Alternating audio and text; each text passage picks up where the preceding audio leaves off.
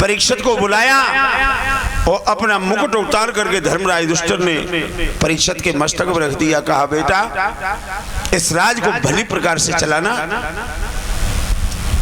प्रजा को हमेशा पुत्र जैसा वात्सल्य देना, कोई दुखी नहीं हो। द्रौपदी को साथ में लेकर के ये पांचों पांडव बैरागी बनकर के जब हिमालय के लिए चले, और जिस समय हिमालय के लिए गल्ले को चले हैं वो समय कौन सा था बताऊं मैं आपको। हमारे विद्वान बताते हैं, पंडित गोविंद दास विनीत ने अपनी भाषा में लिखा है,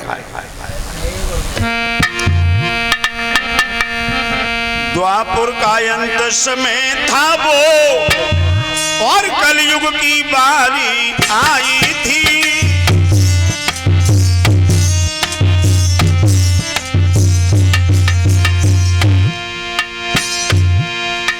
द्वापुर का अंत समय था वो कलयुग की बारी आई थी। सुख सूर्य डूबने वाला था और दुख की अंधेरिया छाई थी।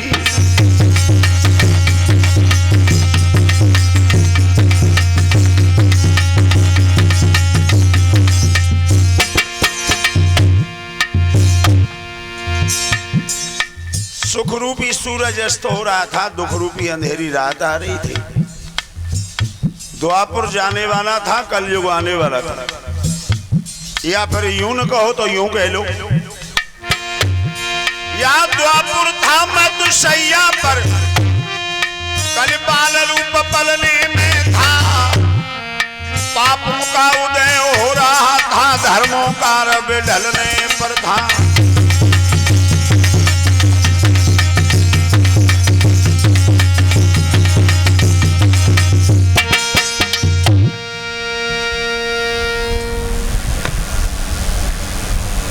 द्वापुर बूढ़ा होकर के मानो मौत की सैया पे लेट गया हो, और कलयुग पैदा होकर के मानो पालना में पड़ा हुआ अपने पैर के अंगूठे को मुंह में देकर के चूस रहा हो। जिस समय पांडवा हिमालय में गलने गए, जैसे ही हिमालय पे चढ़े,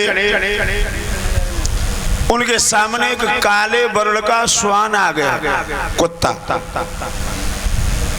अब कुत्ता आगे चलने लगा, उसके पीछे धर्मराज युधिष्ठिर के पीछे भीम, भीम के पीछे अर्जुन, अर्जुन के पीछे नकुल, नकुल के पीछे सहदेव, सहदेव के पीछे पांचाली द्रौपदी।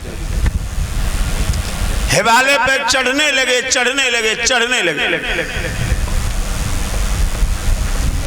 पांचाली सबसे बाद में थी तो, लेकिन सबसे पहले गलने लगी। तो पांचाली द्रौपदी का भीम से थोड़ा लगाव था ज्यादा, एकदम गलने लगी तो कहने लगी, पिया भीम मैं गल रही हूं। भीम ने कहा भैया धर्मराज पांचाली गल रही है, तो धर्मराज ने पीछे मुंह नहीं किया, आगे मुंह किए हुए कहने लगे, भीम ये समय मोह बढ़ाने का नहीं है, गलने को तो हम तुम आए ही है, सबको गलना पड़ेगा। तो भैया ये बताओ ये पांचाली द्रौपदी पहले क्यों गली? धर्मराज कहने लगे, भीम इस पांचाली को अपने रूप पे बहुत बड़ा घमंड था।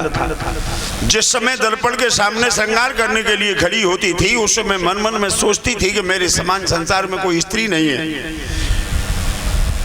और सबसे बड़ी बात यह है कि जब महाभारत जाई ने करवाए दाओ, अब ये नहीं गलेगी तो कौन गलेगा? पांचाली द्रौपदी गल गई, नकुल सहदेव गल गए, भीम अर्जुन गल गए, धर्मराज युधिष्ठिर नहीं गले। उनके पैर का एक अंगूठा गला, उनके पैर का एक अंगूठा गला धर्मराज युधिष्ठिर। क्यों? क्योंकि वो जीवन में एक बार झूठ बोल गए थे। कब झूठ बोले? धर्मराज युधिष्ठिर कब झूठ बोले? कुछ लोग कहते हैं कि झूठ बोले तब जब अश्वत्थामा नाम के हाथी को भीमसेन ने मार दिया, और जा करके द्रोणाचार्य के सामने कहने लगा कि मैंने अश्वत्थामा मार दिया, अश्वत्थामा मार दिया। तो अश्वत्थामा नाम का हाथी भी था और अश्वत्थामा नाम का उनका पुत्र भी था। द्रोणाचार्य ने कहा तेरी बात नहीं मानूंगा, युधिष्ठिर से पूछूंगा। युधिष्ठिर के सामने गए, कहा धर्मराज युधिष्ठिर क्या अश्वत्थामा मारा गया? तो युधिष्ठिर ने कहा हाँ गुरुदेव, अश्वत्थामा हता नरो वा कुंजर। अश्वत्थामा मारा तो गया किंतु नर नहीं हाथी।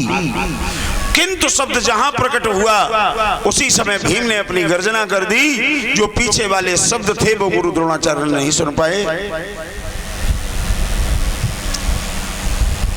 अब उन्होंने तो सच बोला था, अब आपने नहीं सुन पाया तो इसमें युधिष्ठिर की तो कोई गलती नहीं। उन्होंने तो जो भी कहा वो सही कहा। अश्वत्थामा हता नरो वा कुंजर, नर नहीं हाथी मारा। लेकिन पीछे वाला शब्द गुरुजी ने नहीं सुन पाया। अब उसमें उनका क्या झूठ है? लेकिन कुछ लोग यहीं पर बना देते हैं कि उन्होंने यहां झूठ बोला। मैं भी कहूंगा और आप भी कहोगे, एक जगह पे बहुत बड़ा भयंकर झूठ बोला धर्मराज युधिष्ठिर ने। जिस समय बैराटपुरी में गए हैं राजा कमलनैन के यहाँ अज्ञातवास में, कमलनैन ने कहा तुम्हारा नाम क्या है? बोले हमारा नाम किंक है। कहाँ से आए हो? बोले हस्तिनापुर से। क्या करते हो? बोले पांडवों के जो बड़े भैया धर्मराज युधिष्ठिर है मैं उनको सार सिखाया करता था। अब उनको वनवास हो गया, वो वनवास में चले गए, मैं नौकरी के लिए आया हूं। तो ये सही बात है कि झूठ बात है? धर्मराज युधिष्ठिर ही कह रहे हैं कि मैं उनको सार सिखाता था। तो ये सत्य है कि झूठ है? झूठ। एक बार जीवन में झूठ बोले, एक पैर का अंगूठा गला। श्वान सामने खड़ा हुआ है, स्वर्ग से विमान आया, बोले चलो धर्मराज, युधिष्ठिर वैकुंठ आपका इंतजार कर रहा है। युधिष्ठिर कहने लगे मैं अकेला नहीं जाऊंगा, मैं तो तब जाऊंगा जब मेरे साथ ये कुत्ता भी जाएगा वैकुंठ।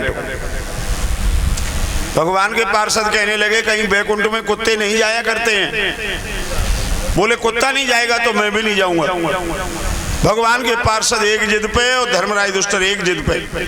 बहुत देर हो गई, तब उस श्वान के रूप को छोड़ करके अपने असली स्वरूप में आए हैं महाराज धर्म। उन्होंने कहा बेटा मैं कोई और नहीं, मैं तुम्हारा पिता धर्म हूं, तुम्हें स्वयं लेने के लिए आया हूं। चलो वैकुंठ आपकी प्रतीक्षा कर रहा है। मैंने जैसा तुम्हें धरती पर छोड़ा तुम वैसे ही मिले हो।